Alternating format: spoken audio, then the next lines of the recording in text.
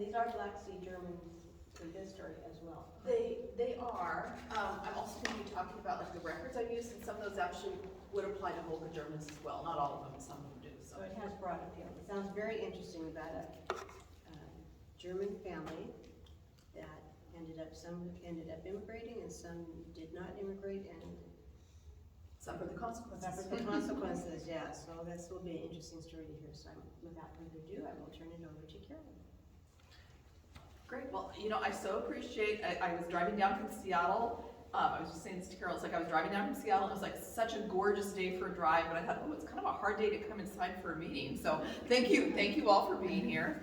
You know, I'm going to put this down so I don't wave it around. I've got a couple quotes around me, but so we're going to be talking today. I call this presentation From Church Archives to KGB Archives because the goal is to tell a story and tell a story of a Black Sea German family. It's actually my Black Sea German family. But I'm also going to talk about the records that I use to sort of fill out the story.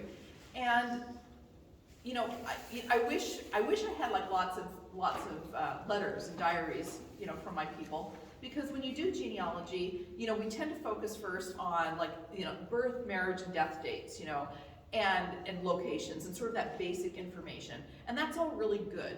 But of course, to really understand your ancestors' life and their history and what happened to them, you need to sort of flesh that out a little bit and like fill that out. And so you need to use some other records as well as just the birth, marriage, death.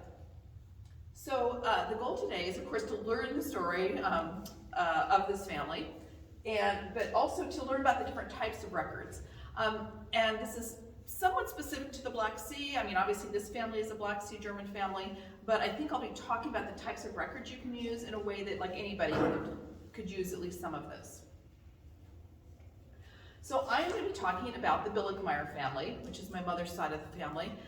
Does anybody speak enough German to guess what Billigmeier means? No? Well, Billig basically means cheap, and Meyer is kind of like, you know, being of this place or a person or whatever. So basically it's my cheapskate family. Now I did have one Billigmeier distant cousin take offense at that. I was kind of giggling about this is the cheapskate family. And he said, no, it just means they're thrifty and industrious. So I don't know, you know, what the actual meaning was intended to be, but this is my Billigmeier family. One really good thing about this family, this is a really, really unusual last name. I mean, if you look up Billigmeier in a German phone book, you get maybe like 2 families. I mean, there's like actually way more Billigmeiers in like the US and Canada than you would find in Germany. And actually, I'm going to start this story in the village of Greifenhausen, but prior to the Billigmeiers coming to Greifenhausen, I actually discovered their original name was Bidlingsmeier, and then somehow it evolved to Billigmeier. So I just find it funny because, like, you know, cheapskate seems kind of, you know, like a negative thing. So why they'd let their name sort of devolve to a negative meaning, I don't know. So maybe it is that earnest, thrifty meaning instead. But the main point in this with Billigmeier, it's a very, very unusual name, which is great for research purposes. You know, because if you're looking for, you know, Schultzes or Meyers or, you know, one of those names, it's like horrible because like there's so many of them and you can't tell them apart. Well, if I find a Billigmeier, like I'm pretty sure he's related to me or she is related to me, which was very helpful in this story. And so we're going to talk about this Billigmeier family of Greifenhausen, and I don't know how well this pointer doesn't show up very well on the screen. It's up on the wall. Yeah, I'm not going to be able to use the pointer, I don't think. But right where the red dot is the village of Greifenhausen in Germany. And that's where the Billigmeier family basically originated, or at least that's where my story will start. The Billigmeiers first came to this village in the mid-1700s. Like I said, they were in other parts of Germany before that. And because I'm going to tell a story, we have to have a character. You know, every novel has a character. So we have to have our main character of this particular story is going to be Jacob Billigmeier. And so you have to, so just to kind of get a sense in time of where he comes in, the Billigmeiers arrived in this village in the mid-1700s. He's born in 1792, so it's a couple generations. So he's born in 1792, he gets married in 1812. And so kind of keep those points in mind and you'll see why I emphasize that in just a minute. So they're happily living in Greifenhausen. So what's life like in the 1700s in Greifenhausen? Well, I actually went to Greifenhausen. I love combining travel with genealogy and visiting places my ancestors were from. And I found this fabulous green book. And this book is only available, as far as I can tell, in the store in the village, which is only open a couple hours a day from like 6 a.m. till 11 or something. I don't know, it's like this very narrow window when the store is even open. It doesn't even really look like a store. I mean, it really looks more like a house with a big window in front. So you really have to be diligent to even find the store. But this book has fabulous information about Greifenhausen. Now, that's important to me for Greifenhausen, but I guess more generally, since probably not all of you are from Greifenhausen, I guess the important point to make is like you can really fill out your ancestors' life story if you can find local history books about the place where they're from. This book it's not an Ortsippen book. It's not one of those books that show, like each couple and all their children, and then this one married this. It's not one of those. It's really a history book. So it talks about where Greifenhausen is first mentioned in records. It talks about like the different crops they had. I mean, some years it's even like the potato crop was bad in 1583 or whatever it is, which I don't know how important that information is, but it's interesting, the depth of information they have. So there were some hard times in the early 1700s. This is a pretty small little village. But by the mid-1700s, which is when the Billichmeyers get there, it's actually relatively prosperous. You kind of can see this in the picture, but it's up in this little valley. So basically, if you end up in Greifenhausen, you meant to go to Greifenhausen. It's not on the way to anywhere. I mean, you go up the road and like there's a valley, and the end of the valley, and the road stops, and there's the village. So it's a very small sort of narrow spot. They have some farmland, but you can see there's a lot of trees too. But it was starting to be prosperous. There's a couple hundred people there by the mid-1700s, and it was small but prosperous area. Well, in 1789, revolution is happening in France, and some of that revolutionary fervor sort of comes over the border into the nearby city of Landau, which is near Greifenhausen. Which is not to say, I mean, the French Revolution didn't happen, Landau's in Germany, right? But some of those ideas of the French, like, oh, do we really need our kings? Should we be more free? Some of those ideas are sort of causing unrest in nearby Landau. And then in 1792, which if you may remember was when Jacob was born, that's when there's fighting that breaks out between the French-speaking forces and the German-speaking forces. So that's Prussia and the Austrians. And Greifenhausen is like right near the French border. It's not on the border, the border isn't like right here, but it's very close. So there's this war between the French-speaking people, the German-speaking people. Greifenhausen is kind of right in the middle of this. And this is all happening during Jacob's young lifetime. So he's born in 1792, that's when war breaks out. By 1794, his village is occupied by the French. So he's a German-speaking person in a village that's occupied by the French. And he gets married in 1812, and then just like a couple years after he's married, the French are kicked out somehow. Now, war never comes to Greifenhausen. There's never any battles there, because again, it's up in the middle of the end of a valley. Nobody would get there. But they were often like pillaged for food for the troops, or they had to billet the troops, put up the troops, and let them camp there, because they were close enough to where all this fighting is happening. So basically, through Jacob's whole lifetime, this is all he knows. He's in this kind of contentious area, but he's also sort of an expat, an expatriate in his own village. He's a German-speaking person, in a German-speaking family, but their area is ruled by the French, the records are kept in French, the laws are by the French, so he's kind of got a foot in two different cultures, or 1 foot in each culture, which I think will serve him well because, obviously, we all know this, we're all Germans who lived in the Russian Empire, he's gonna move again. And so he's gonna have a foot in two different cultures, like throughout his whole life. So in 1819, so he's now been married a few years, Jacob decides to leave Greifenhausen. And I can tell that from this other book. I love my little pointer. I'm like really sad it doesn't show. Oh, wait a minute, it kind of shows that. Anyway, so this is not from the Green Book. This is from an Ortsippenbuch for this village. And I don't know if you've ever used an Ortsippenbuch, but they're fabulous because they list like all the families, all the marriage dates, all the kids, their birth dates, who they married. And of course, as a good genealogist, you want to go back and look at the original records too. But it's sure a lot easier to read when it's all printed up like this. So I like to kind of like use this first, and then I'll go look at the record and kind of, validate what it says. But I can tell here we have Jacob, the entry for Jacob Billigmeyer with his wife, Katerina, and they have a daughter named Susanna, who's born in June of 1819 in Greifenhausen. So I know they're in Greifenhausen through June. I also know from other sources that I'll talk about in a moment that they arrived in the Russian Empire in 1819. So it's probably that summer of 1819 that they leave. Now, I don't know why he left. Do any of us really know why? Again, no diaries, no letters. So do we know exactly why our ancestors left Germany? We don't know for sure, but I have a theory. And this theory is based on doing sort of more research in the context of what was happening in the world. So not just what's happening to Jacob, not just what's happening in Greifenhausen, but what's happening in the world around him. Has anybody ever heard of the year without a summer? So the year without a summer was 1816. And the reason this came about, so in spring of 1815, so a year earlier, there's this immense volcano that blows up in Indonesia, which seems like that should be so far away, how could that even possibly affect Germany? But it's enormous. I mean, it's supposed to be the largest volcanic eruption in recorded history. And mountains of ash go up in the air. I mean, much bigger than Mount St. Helens. And so mountains of ash go up in the air, and they start making their way around the globe. They get caught up by the winds. And by the spring of 1816, they've kind of made their way around the globe. And it starts to blot out the sun.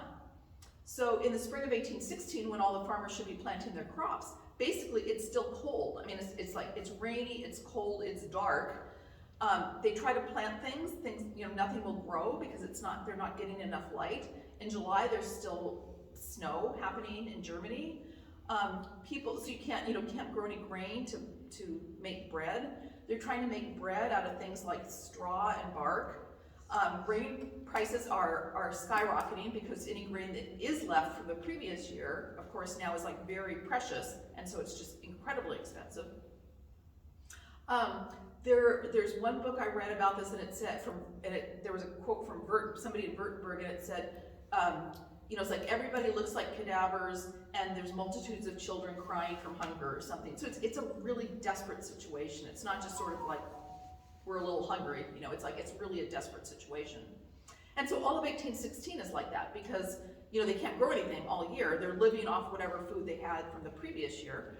They can't just go to Costco and buy some canned goods because, no such thing. And that continues into 1817 because, of course, if you're a farmer, you go into the winter, the fall of 1816, going to the summer of 1817, you weren't able to grow anything all year.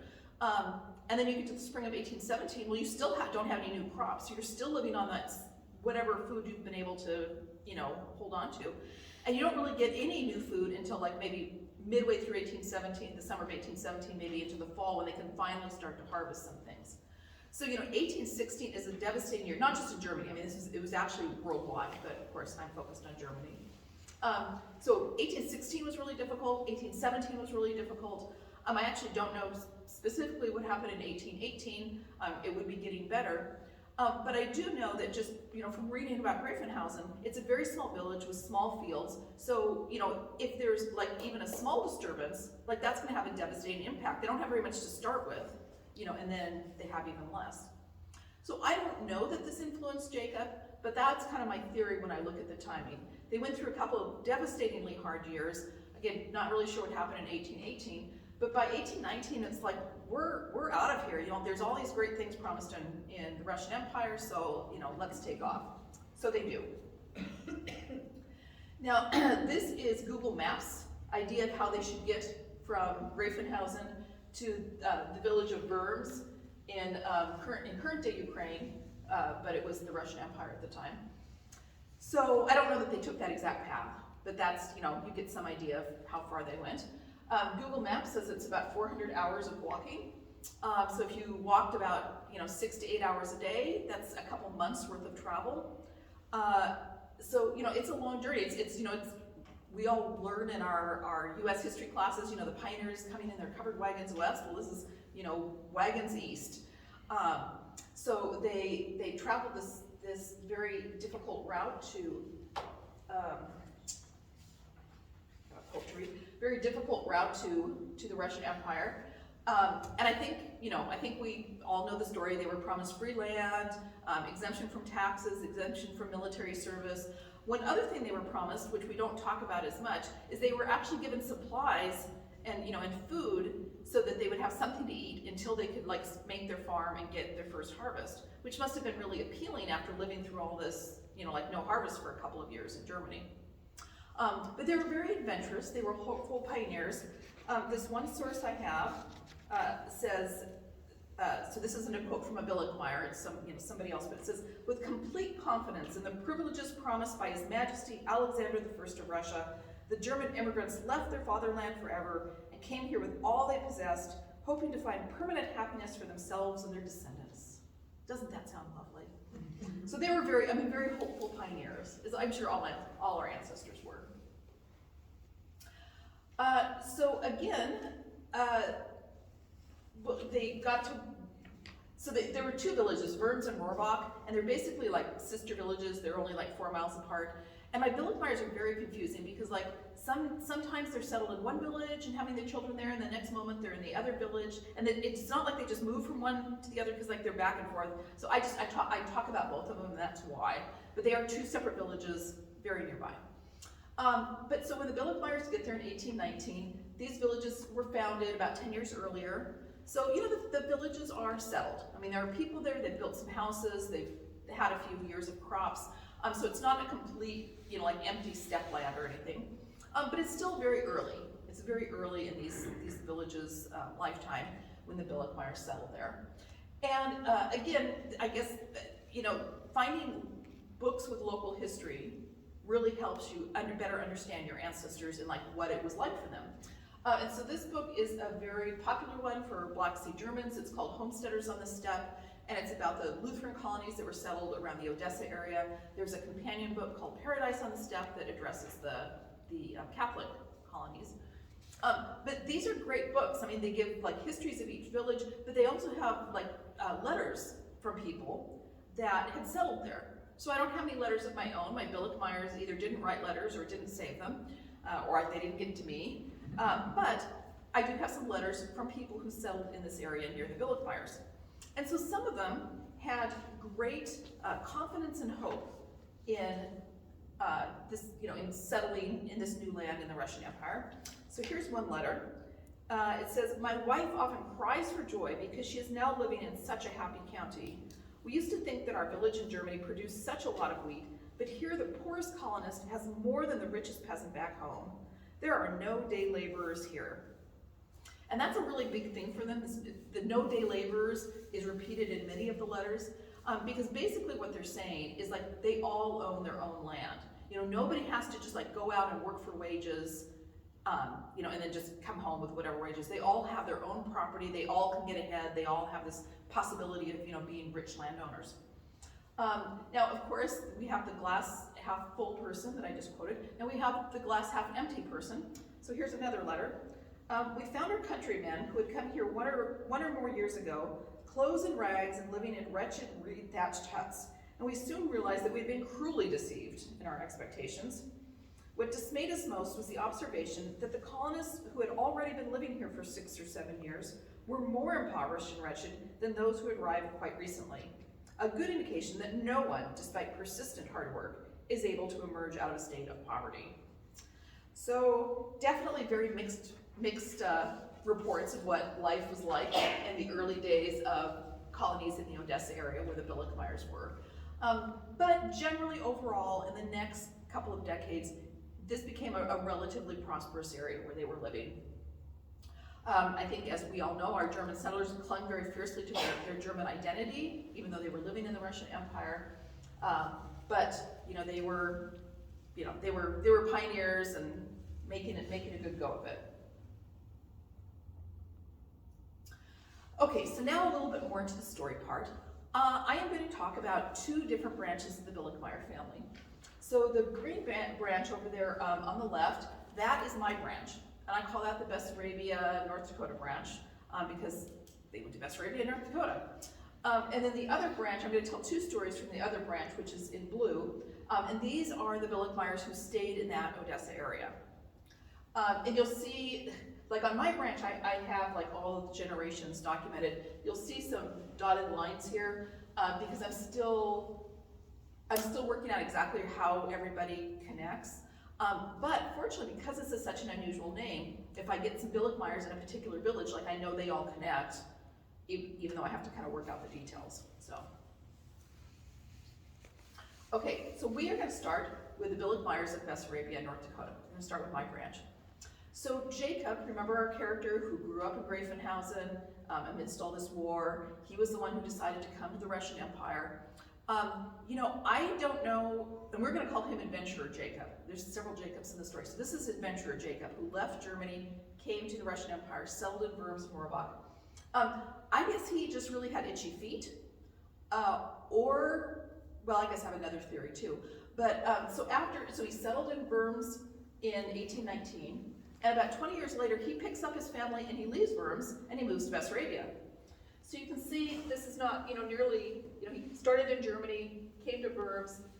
His journey to Bessarabia is not quite as far, but you know, still like 20 years being settled, and then he decides to pick up and move. I, again, don't know why. I don't know if he just, you know, like he can't sit still, he wants to move. But I do have one theory, and again, this is from kind of reading the background of the villages and the times there. The area around Worms, even though it got to be relatively prosperous, they mostly relied on like animals and livestock, like raising sheep, or on fruit trees. It wasn't great agricultural land.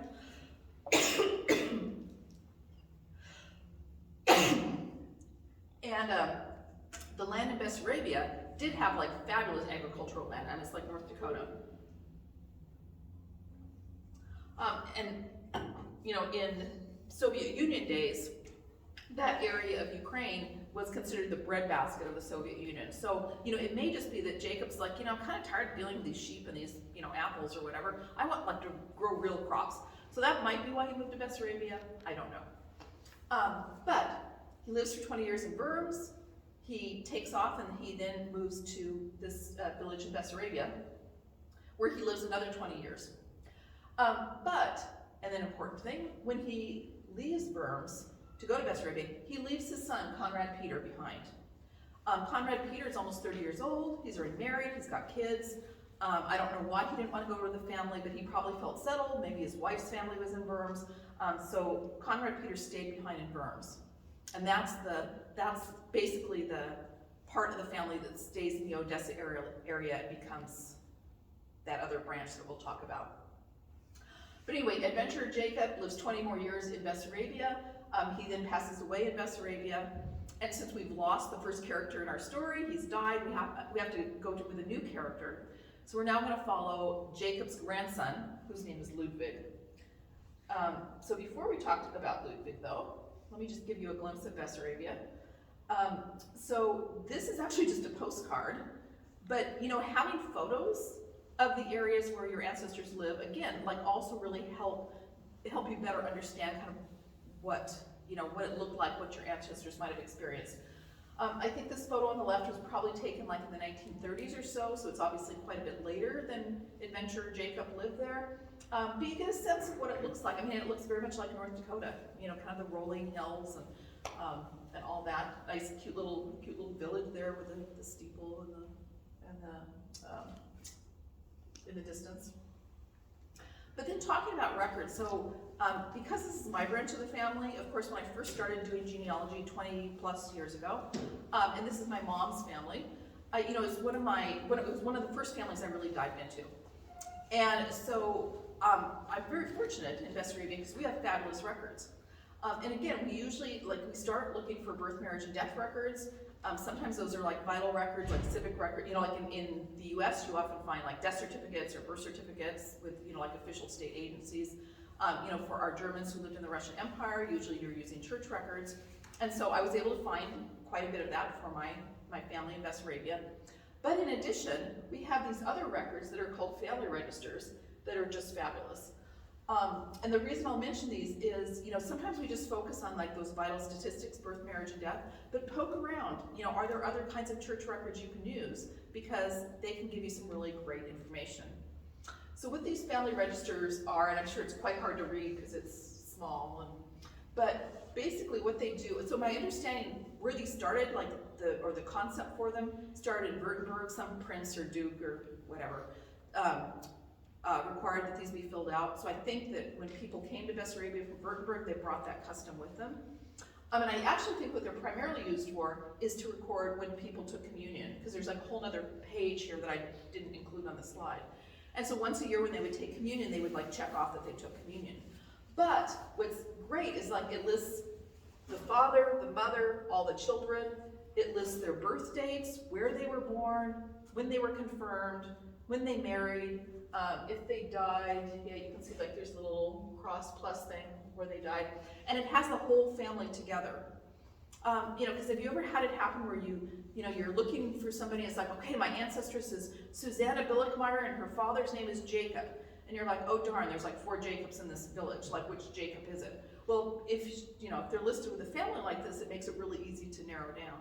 So, so I'm lucky to have this in Bessarabia, but even if you don't, have, Bessarabian ancestors, I guess the moral of my story is, when you're looking at church records, like don't just be satisfied with birth, marriage, and death. Sometimes confirmation records can help you. Sometimes, like this kind of record can help you. Just, like see what else is out there and always be open to, taking a look at those. So that's the branch. They lived in Bessarabia. Adventurer Jacob's grandson, Ludwig, came to America, came to North Dakota. This is Ludwig over here to the left in the beard with his wife. Ludwig had a son named Daniel, who's there. Daniel had a daughter named Evelyn, and Evelyn had a daughter named Carolyn. So that cute little cherub is me in my little earlier rendition of life. And they lived in Cullum, North Dakota. Now, I'm not going to really talk anymore about this branch of the family, because probably the story is going to be pretty similar to what any of your families experienced. They came to America, and they made their life there. I don't want to minimize the difficulties, because Ludwig actually died fairly young, leaving his teenage son to run the farm. My mom grew up during the Depression. She talked about how difficult it was because they grew up quite poor. So, this branch of the family did have challenges for sure. But they didn't have near the tragedy that the Odessa branch had. So I'm going to just move over to that other branch.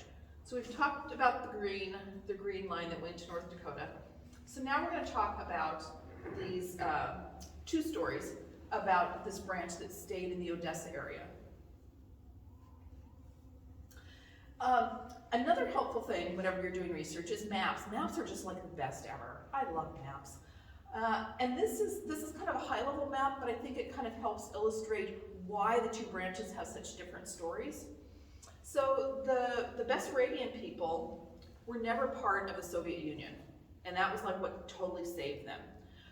So the Bessarabian villages are kind of in this orange square. And after World War I, Bessarabia was part of the Russian Empire.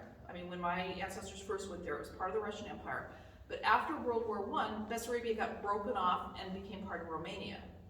And so this red line is kind of the border between the Soviet Union on this side and Romania on the other side.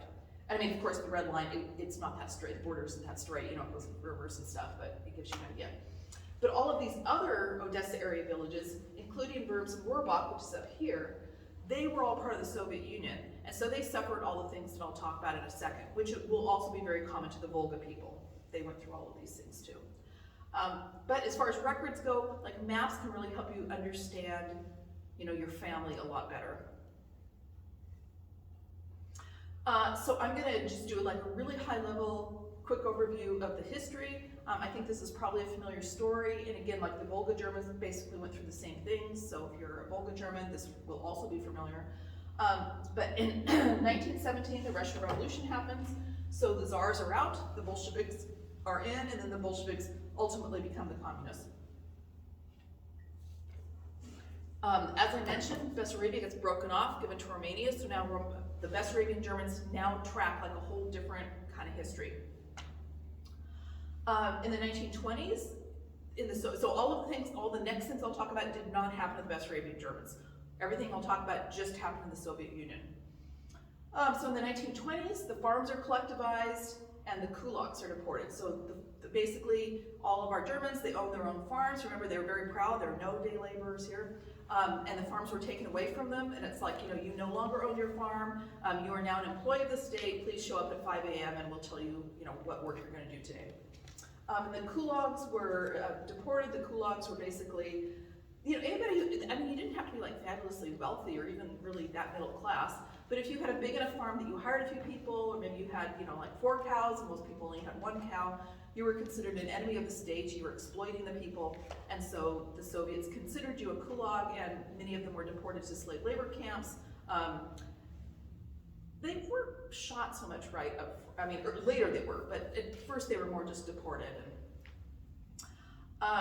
In the 1920s, there's a big famine, and so people were, starving, because that's what you do in a famine, because they kind of screwed up the whole farming situation. And of course, all of these things affected everybody in the Soviet Union, but there was also a very strong anti-German sentiment, because now that Hitler's on the rise, so the Soviets are kind of looking across the continent at what's happening with Hitler, and they're like, you people are German, we bet you're supporting Hitler.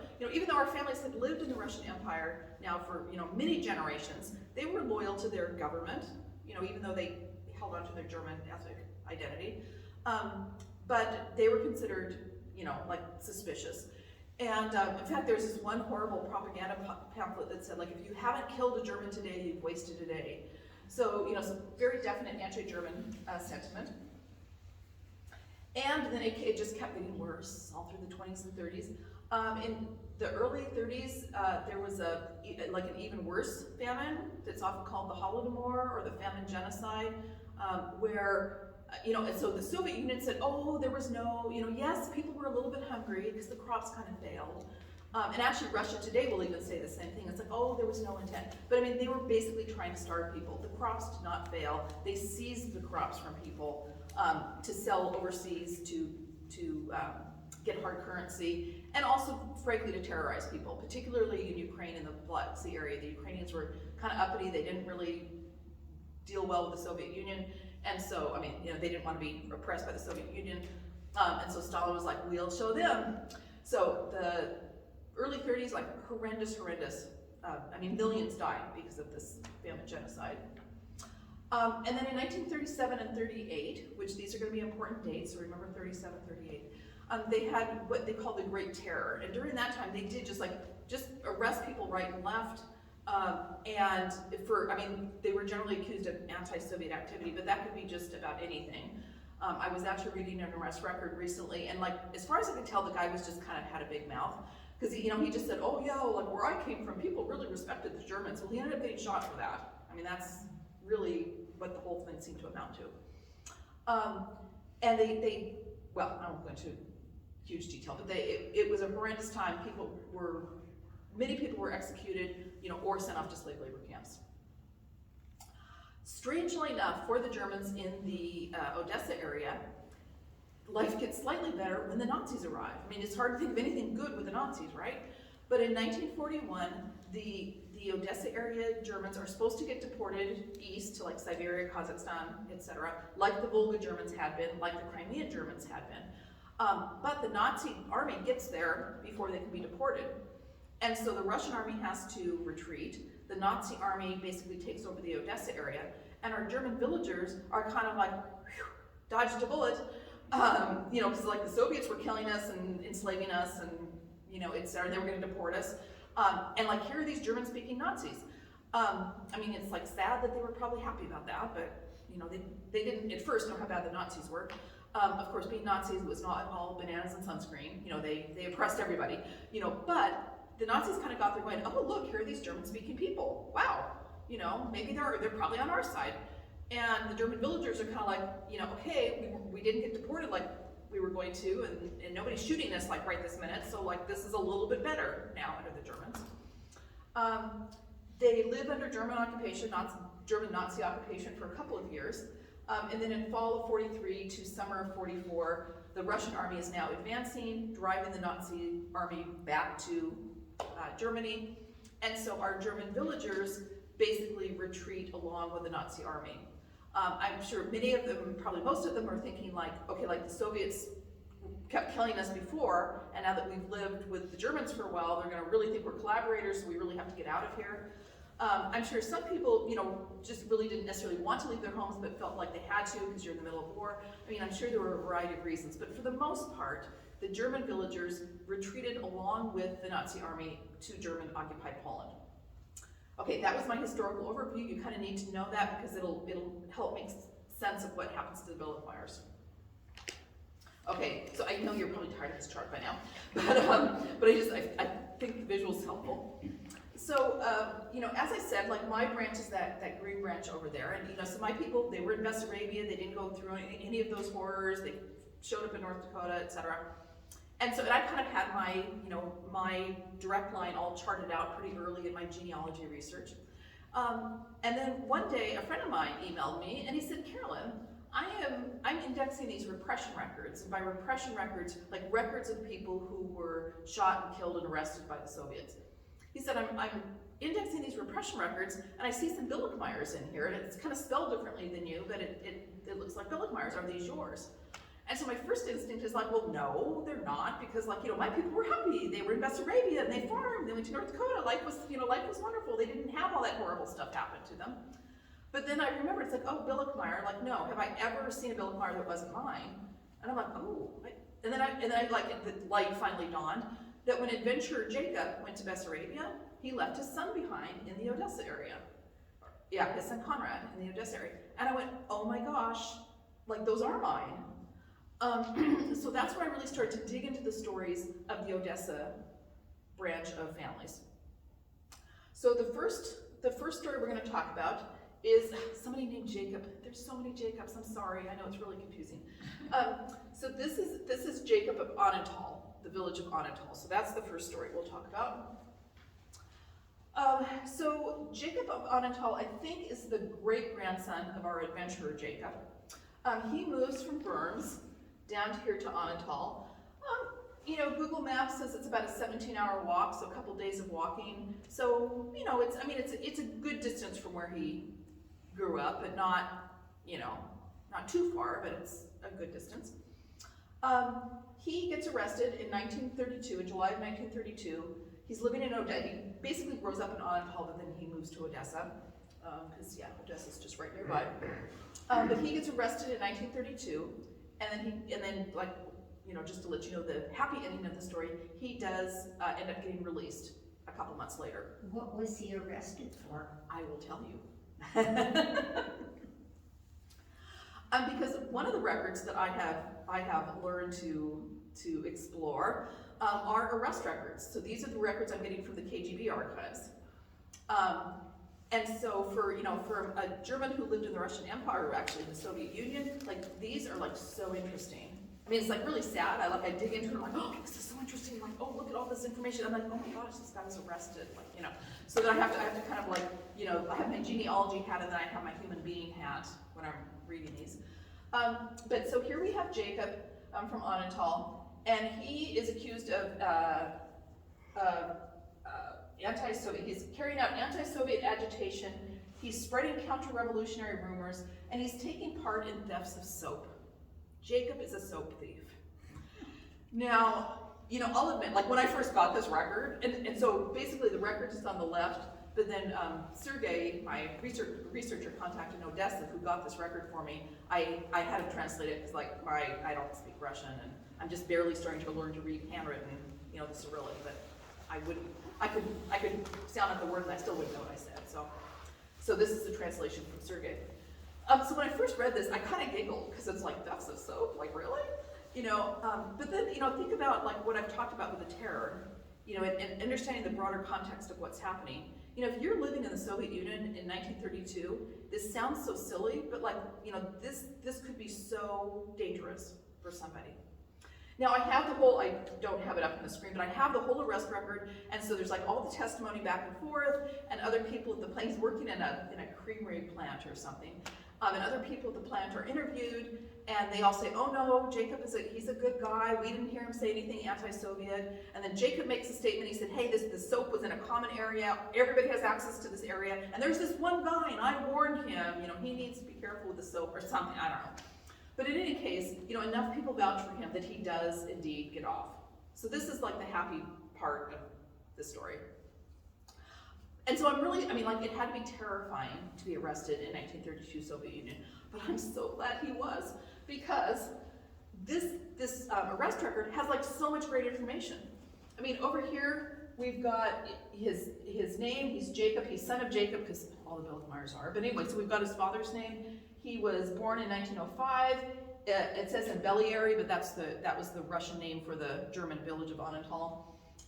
It gives his address in Odessa, what he's doing for work. We go down here, we have his wife's name, her father's name, her age, so we can get an approximate birth year, his children's names, and then he has to write a whole little autobiography. Like, I know so much about this guy. He studied in the village school till he was 13 or 14. He worked in his father's household. His father had a shop in the village. And then in 1929, his father was dispossessed. So basically that was when the farms were collectivized, so his possessions were taken away from him. And it says he subsequently left the village because he was supposed to be exiled. So they were going to arrest his father as a kulak, send him off someplace, but the father escaped somehow. In 1925 he married. Oh, and then 1926 he took his own share, so that must be something with the inheritance or the land or something. And then there was like an export tax. He went to the Caucasus at some point. He came back to Odessa. And then in some place it says in 1926 I was drafted to the army, but I was exempted because I was the only son, so not more family information. So like this arrest record, again, like I'm really sorry for the terrible experience he went through, but like there is so much good information in here. Like I'm so excited to have found this arrest record. And so for our Germans who lived in the Russian Empire, like something like this is gold. But even if you are researching like people in the United States or Canada, if you can find court records or like newspaper accounts, because like when our people got in trouble, there can be like really good juicy information. And it's not something we often look for because we sort of assume our people aren't going to get in trouble. But it's definitely worth looking for that information. And of course for us, being Germans who lived in the Soviet Union or having our families who did, maybe he did steal the soap, I don't know, but like I hardly think that was a big offense, So when he got in trouble, that actually provided a really good record. Now, the last trace I have of the Billickmeyers of Anatol, so Jacob of Anatol and his descendants, is this record that is called an EWZ record. An EWZ stands for Einwanderer und Zentralstelle.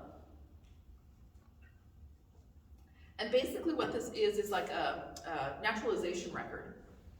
So remember I talked about in 43, 44, when the German army, the Nazi army is retreating, the Russian army is advancing, the German villagers, like Jacob of Anatol, they basically retreat with the Nazi army and to go back to like German occupied areas, including Poland. So you can see, here they are, well, it says unnamed road, but that's Anatol. I guess there's nothing there anymore, so Google couldn't figure that out. But, so they basically trek all the way up to Poland, along with the German army. And so this EWZ record, so once they get to German occupied area, they're basically saying, hey, we're ethnic Germans, and we want to be naturalized as Germans, like we don't necessarily want to be back in the Soviet Union. And here's our history, so we can prove we're ethnic Germans. And so please give us German citizenship. So that's what these EWZ documents are. And actually, if you're a Volga German, so these EWZ documents only exist if you got out of the Soviet Union at some point, and most Volga Germans did not. I mean, most Volga Germans were deported, east to Siberia or whatever, but some did. I was talking to somebody at the conference in July, and she said she's found, a Volga German, and she said she's found EWZ records for her people. So, I wouldn't necessarily say it's impossible. But in any case, so this particular record is for Jacob of Anatol's son. So that's why his name's at the top, but here's Jacob of Anatol. He's born in 1905. His wife is Emily Fisher. It's got her parents' names, his parents' names. It actually shows that he at the time this form is filled out, he's living in this Gotkow Kreis Lenzschuld, so he's still alive at the point where his son was filling this out. And so we can track that the Billigmeyers of Anantal did get back to German-occupied areas during the war. So when did they start keeping these EWZ records? They started to create these for like the people we would be, they actually started a little bit earlier, but for the people that we would mostly care about. So it was during World War II. I mean, it wasn't earlier than that. Oh, okay. And I think they started as early as, gosh, I have this in another presentation, I should know this. I think they started as early as 41, 42. But for the Odessa area people, they were all filled out in 43, 44. Okay. But only for World War II. If it was earlier than that, that's, you know, because, I mean, sadly, these EWZ documents, it was part of the Nazi racial purity program, you know, because they're letting people in, they want to prove that they're German, you know, so the data was captured for not a good reason, but for us genealogists, there's a lot of good data. So that's kind of the end of what I know about the Billigmeyers of Anantal. I actually think this son of Jacob, this Reinhold guy, served in some military unit, so if I could figure out how to research German military records, I could probably find out more, but I haven't taken their story any further. So now we're going to talk about this story, the story of Rudolf Billigmeyer, and this, to me, this is the saddest of the stories. So Rudolf is born in Rohrbach, Rudolf Billigmeyer, and he spends his adult life in a village called Wasserowka. And you can see, so he is born in Rohrbach. Wasserowka is, I don't know how far, but I mean, okay, Anantal was here. So it's about the same distance. Anantal was like down here. So it's about the same distance as Anantal was, but west instead of south. I think Rudolf is probably the great-great-grandson of our adventurer Jacob, who came from Germany. Yeah, so he's born in Rohrbach, and then he moves to Wasserowka when he's 19 or 20.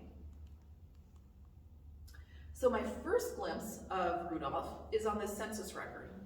So this is a census record for Rohrbach. It's as of 1892, so little Rudolf is only 1 year old. So he's not listed individually on here. But if you can see, and I don't know if you can really see this, it might be kind of small, but here's Jacob Billigmeyer here, and it shows that there's 2 boys in the family that are ages 1 to 7. So one of those would be Rudolf.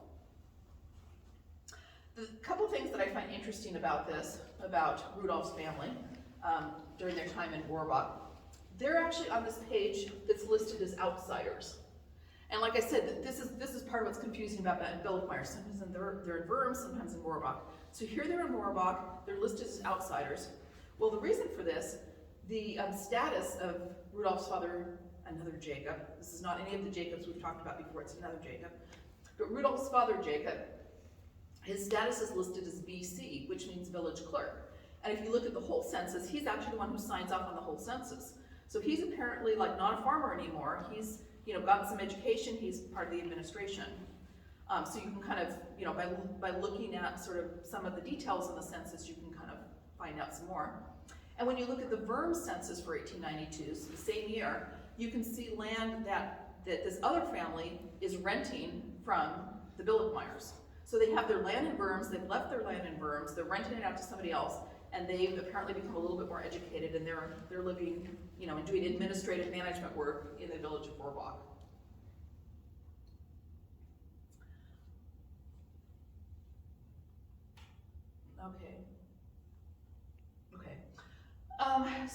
But we're focused on Rudolf. So Rudolf moves to Wasserowka about 1910, so he's a young man. He gets married to a woman named Emily in 1918, and if you remember the history we went through, that's just about the time the Soviet Union is starting to form. The Russian Revolution has happened. So he grows up in the Russian Empire, but about the time he's marrying is when everything's blowing up, you know, with the Tsars out and the Russian Revolution and everything. By 1929, they have 6 children, Rudolf and Emily. But then Rudolf gets arrested in March of 1937. And so remember, the Great Terror time was 1937-38, so that's when Rudolf gets arrested.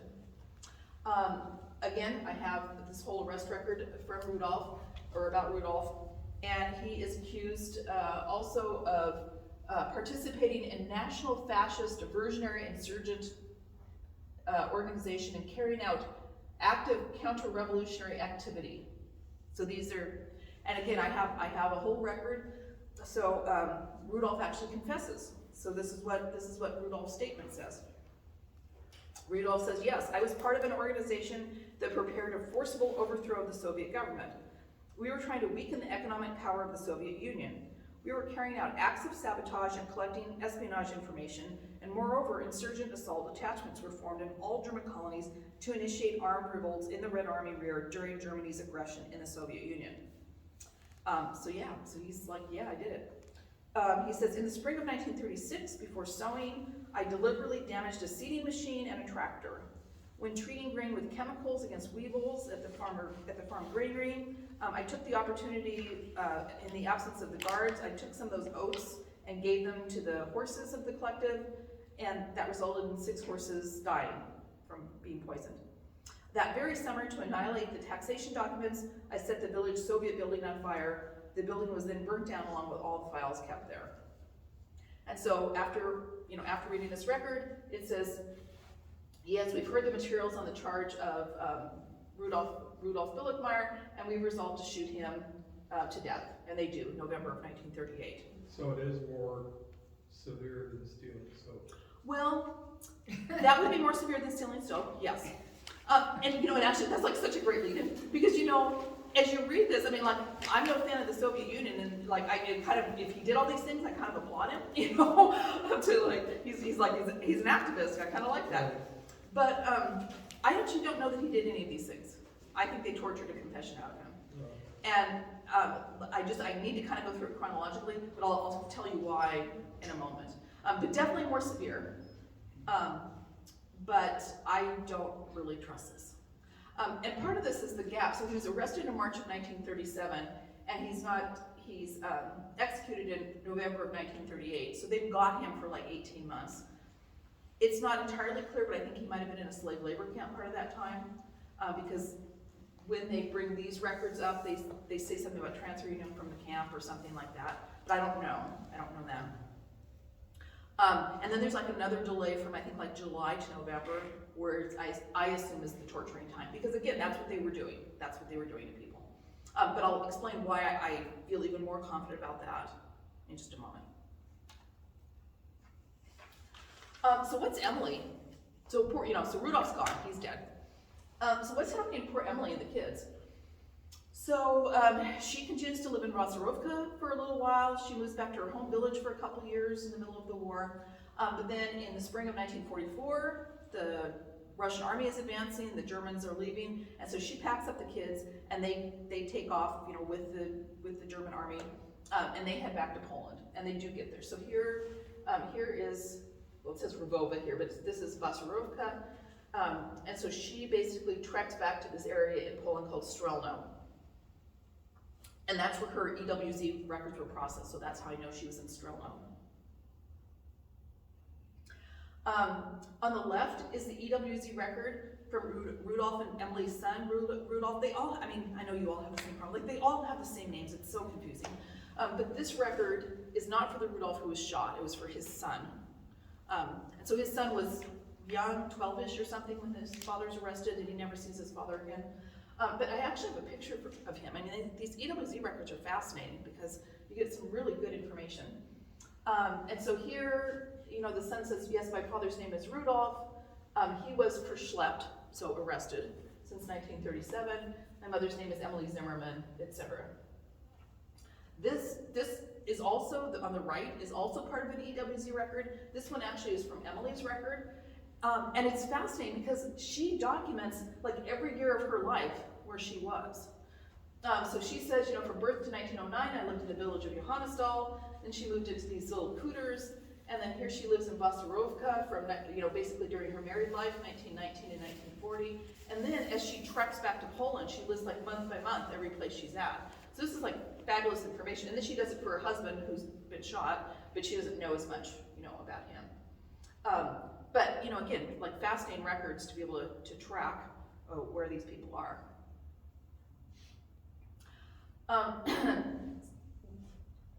The next, so we know in the like 1944, Emily has gotten back to German-occupied Poland. The next trace I have of Emily is 20 years later, 1962, I believe it is, in, yes, 1962.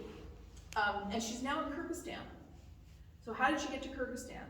Well, you know, again, I don't know, but this is where, you know, studying the history and understanding what the possibilities are is helpful. So a couple things could have happened. She might have just been captured by because she got to German-occupied Poland, then of course the Russians are advancing through Poland too. So she might have been captured and sent back to the Soviet Union.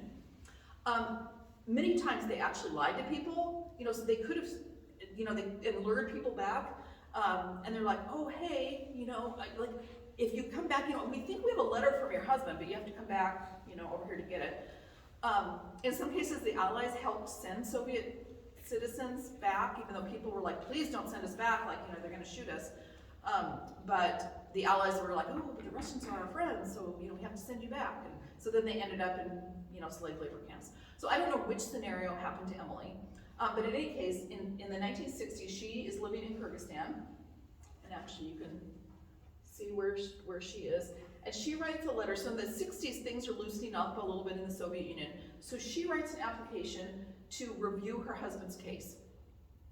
And so she says, you know, in March 1937, in the village of Vasarovka, the NKVD bodies, which, I mean, the NKVD was the predecessor to the KGB.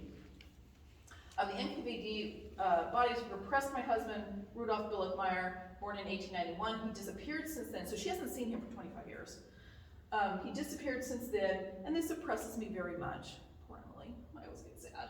I asked to help me in getting a certificate of his death, either alive or dead. Getting to know that would at least set my soul at rest. And you know, part of what makes me sad about this, you know, I'm sure she's not stupid. She knows what happened to people. You know, she's been living in the Soviet Union for 25 years, or well, more than that, but you know, it has been 25 years since she's seen her husband, so she probably knows he's dead. But you know, I kind of just wonder when she says, you know, either alive or dead, you know, I just wonder if she kind of had like a little hope in the back of her mind, like, oh, maybe he's in a slave labor camp, maybe we could be reunited, you know. But so she applies to have the case reviewed. And they actually sent people to the village of Vasarovka, where he was originally arrested, and they interviewed people. And they said, hey, this Rudolf Billichmeyer was arrested, he poisoned these horses, he burned down this building, and, you know, do you know anything about this?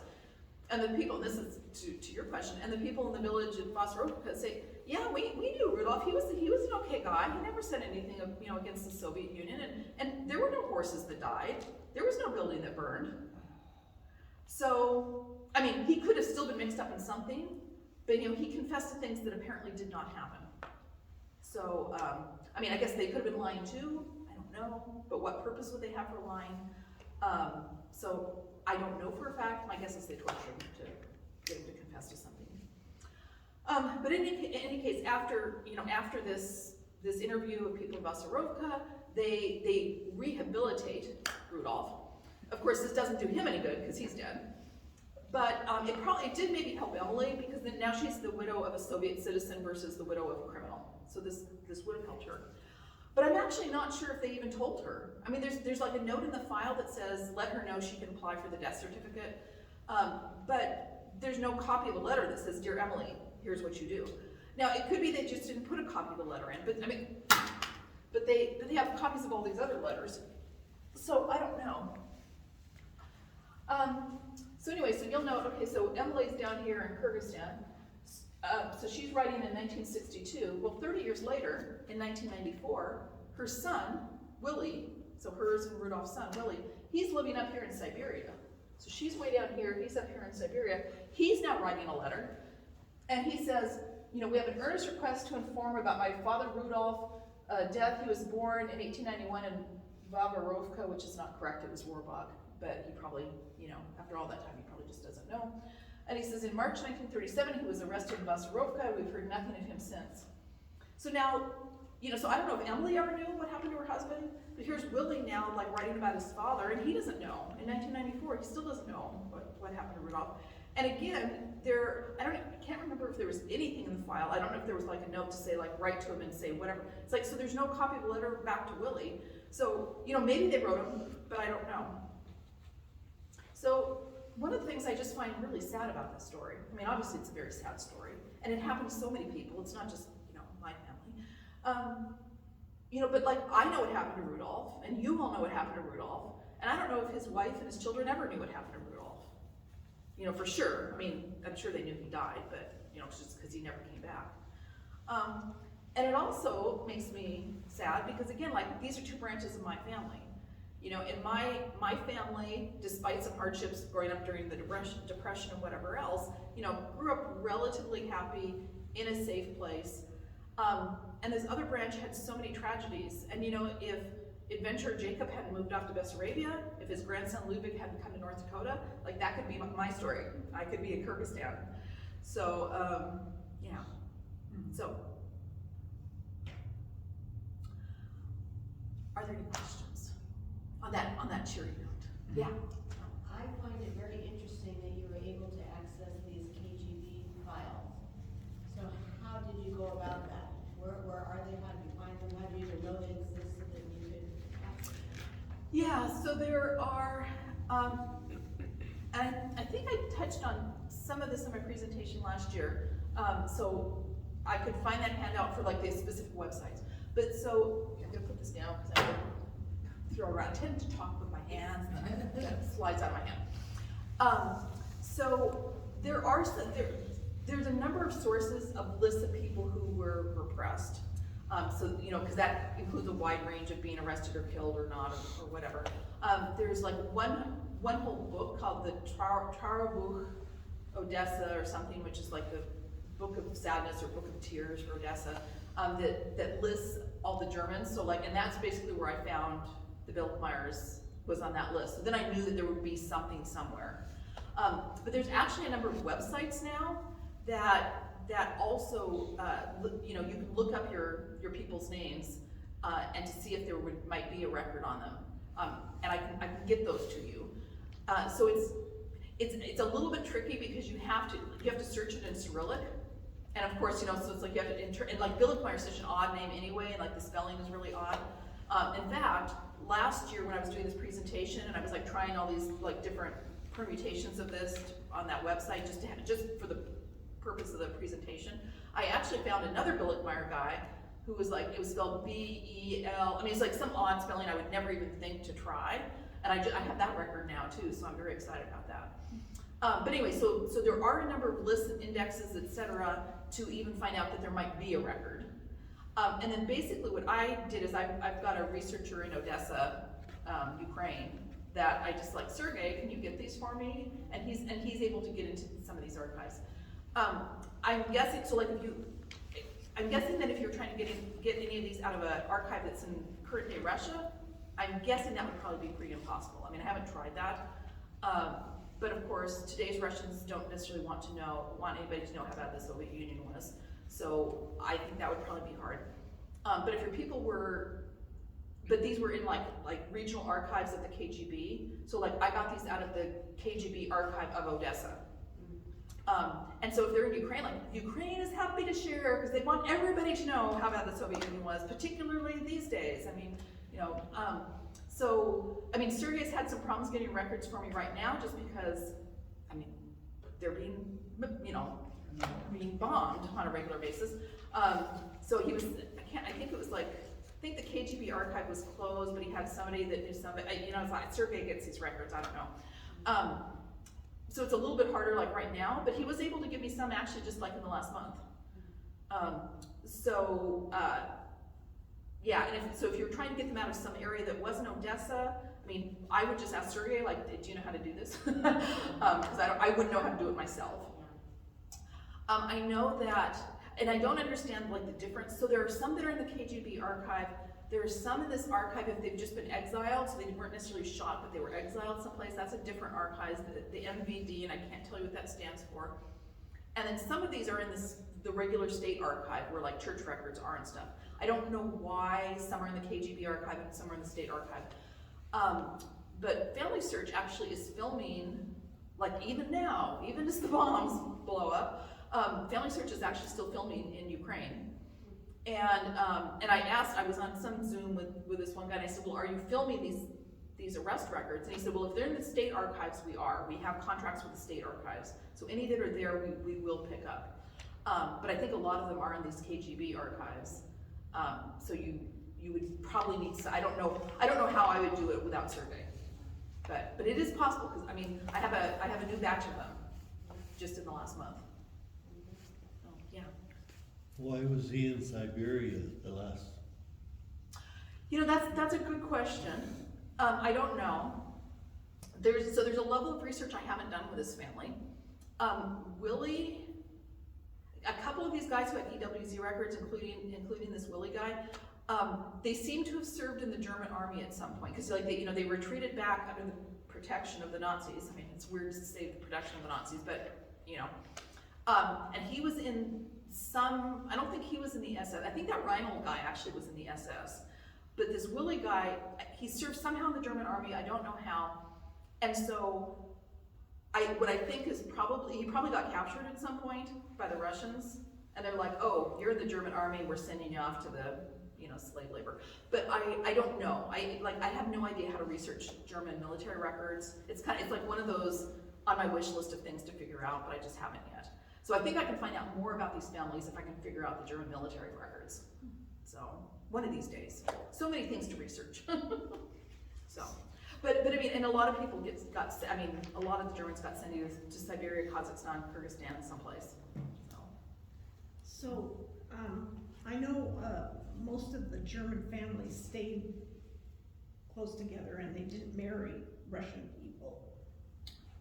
Do you know whether this last one that was over there married a Russian, or whether he stayed with the German? I don't know. I will say, up until World War II, that was very definitely true. They stayed in their German villages. It was very rare to intermarry with anybody outside. My understanding is once they were sent off to Kyrgyzstan and Kazakhstan and Siberia, I mean, then they were kind of more scattered. I mean, so some of the Germans were together, and I think if they were together, yes, they still tried to, marry. But a lot of them were a little bit more isolated. They were in settlements, they didn't have that many Germans.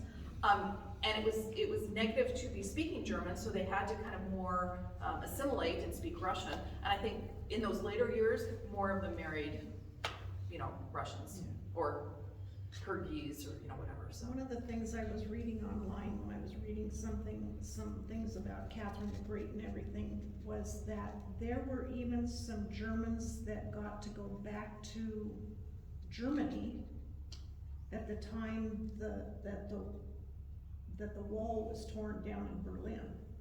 And I thought that was a very interesting fact. Oh, I'm sure that's true. I mean, a lot,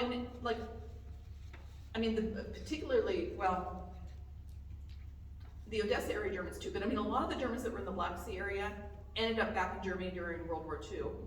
And some of them were in East Germany. I mean, some of my Schott family, so I've been talking about Billigmar, which is my mom's side, but some of my Schott family, some of them settled on the west side, some of them settled on the east side. So yeah, I mean, a lot, the Bessarabian Germans pretty much got to Germany. Most of them did not get deported. A few did, but for the most part, no. Odessa area was a little bit more of a mixed bag. But for the ones that settled in Germany, yeah, very, very possibly they could be on the eastern side, and then when the wall came down, they could have moved. Yeah, and I'm back to, well, my German family went to Grimm, Russia. Okay. But I don't know where they came from in Germany. So I have no idea where, or even how to go about finding out how they came there. I am not the expert. For my Black Sea people, I can give you lots of resources. I'm not good on tracing the roots of Volga people, but I know who is. Maggie Hine. Maggie Hine knows how to do that. Or whoever's the village coordinator for Grimm. Maggie knows everything. Maggie knows everything. Ask Maggie, she'll know. I don't know who that is, but. Yeah. She actually has a really good presentation she does about how she researches some of this and how she's found them back in the German records and using Archeon. And so, but yeah, Maggie knows everything. She's tied to National. Yes. Okay. Yeah. Yeah, you can find her through there. Yeah. For her benefit, since she didn't know who. Oh, who right, that right. is, Yeah. Where does she go looking Yeah. for it? Since I know Block C, but I don't know anything, and so me and some of my friends run this Block C German website, and like every so often somebody will drift in and they're like, hi, I'm looking for my ancestors in Northcutt. I'm like, okay, I know that I don't know anything about that, but here's Maggie's address, you know? So Maggie is my go-to person on all things Volga, because I know nothing, so, And is it HEIN? yes, Hein? yeah. And actually, if you, what is the website? Is it just, I think it's just volgagermans.org. You can get your two, I mean, she'll be on AHSGR too, but, AHSGR.org, yeah, I mean, she'll be there too, but she provides the content for that, I think it's called volgagermans.org. lives in Chicago. I think. Yeah, a suburb, yeah. So, How long have you been working with, the British and Worms and the Wormbach? Quite a while? a while, yeah. Did you know the previous village coordinator for those two villages? Name a name. That's what I was hoping you could. Oh. Because I couldn't quite pull it up, but I ended up writing a website for those two villages. I'll be happy to give it to you, so. Yeah. No, that would be great. Yeah, I mean, I've been working, I mean, like all of my family members at some point ended up in Bessarabia, so I spent like a lot of time in Bessarabia, but I had people obviously in the Odessa area, in the Berezan area, don't have any in Crimea, I guess, but I, like, my people were kind of all over, so, yeah, I mean, I don't remember like when I last talked to the village coordinator, a lot of times I just poke around on my own. The because I kind of information know you where to look. provided was pretty interesting and I think. It wasn't Wilhelm, was it? Wilhelm Commendix? No. Okay. Because I talked to him a lot about Berezan stuff, because we're related, so, and he does a lot of research there. He's since deceased Oh, okay, Maybe. somebody else then. 7 or 8 years ago. I'm trying to remember who was the VC there. I don't remember. Okay. So, Well, I sent you an email and, just send me, or, I know your email now. Yes. I can just send it to you. yeah, perfect. There are quite a few different pages. Yeah, no, that would be interesting. Okay. Well, she's fabulous, is she not? She is. Very good. Great presentations, nice words. And it will be online to watch later if you want to